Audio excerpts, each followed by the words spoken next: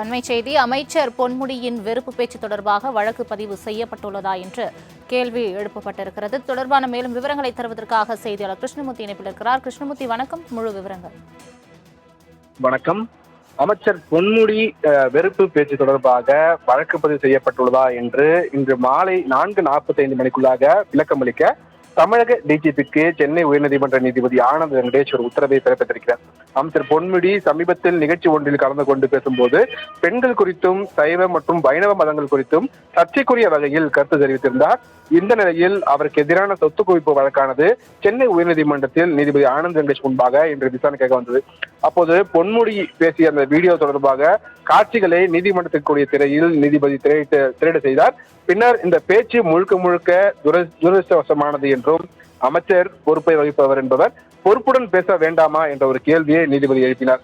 அவரது பேச்சு பெண்களை சைவ வைணவ மதங்களை இழிவுபடுத்தும் வகையில் இருப்பதாகவும், வெறுப்பு பேச்சு தொடர்பாக புகார் அளித்தாலும் இல்லாவிட்டாலும் வழக்கு பதிவு செய்து நடவடிக்கை எடுக்க வேண்டும் என்றும், அதன்படி நடவடிக்கை எடுக்காவிட்டால் சம்பந்தப்பட்ட அதிகாரிகளுக்கு எதிராக நீதிமன்ற அவமதிப்பு நடவடிக்கை மேற்கொள்ள நேரிடும் என்றும் உச்சநீதிமன்றம் ஏற்கனவே உத்தரவிட்டிருக்கிறது என்று நீதிபதி சுட்டிக்காட்டியிருக்கிறார். உச்சநீதிமன்றத்தின் இந்த உத்தரவின் அடிப்படையில் அமைச்சர் பொன்முடியின் பேச்சு தொடர்பாக வழக்கு பதிவு செய்யப்பட்டுள்ளதா என தமிழக டிஜிபி இன்று மாலை 4:45 மணிக்குள்ளாக விளக்கமளிக்க வேண்டும் என்று நீதிபதி ஆனந்த் வெங்கடேஷ் உத்தரவிட்டிருக்கிறார். மேலும் வில்லை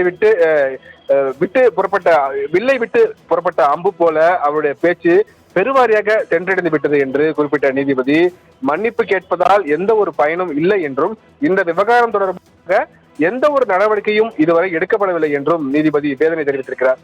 நன்றாக தெரிந்தே அமைச்சர் பொன்முடி இவ்வாறு பேசியிருக்கிறார் என்றும் நீதிபதி குறிப்பிட்டிருக்கிறார்.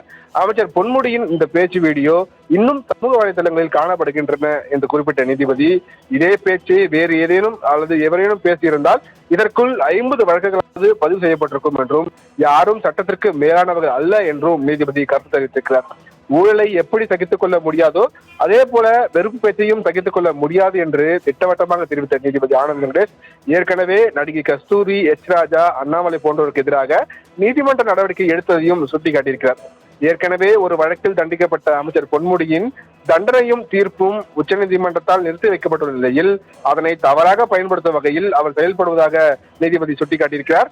இந்த விவகாரத்துக்காக அவருக்கு வழங்கப்பட்ட சலுகையை ரத்து செய்ய வேண்டும் எனவும் உச்சநீதிமன்றத்தை நாடலாம் எனவும் நீதிபதி குறிப்பிட்டிருக்கிறார். அதனால் இந்த விவகாரம் தொடர்பாக வழக்கு பதிவு செய்யப்பட்டிருக்கிறதா இல்லையா என்பது தொடர்பாக வழக்கு பதிவு செய்யவில்லை என்றால் ஏன் என்பது குறித்தும் டிஜிபி காணொலி காட்சி மூலமாகவோ அல்லது அரசு தலைமை வழக்கறிஞர் மூலமாகவோ விளக்கமளிக்க வேண்டும் என்று உத்தரவிட்டு வழக்கின் விசாரணையை இன்று மாலை 4:45 மணிக்கு தள்ளி வைத்திருக்கிறார். சலோமி, தங்களின் முழு விவரங்களுக்கு நன்றி கிருஷ்ணமூர்த்தி.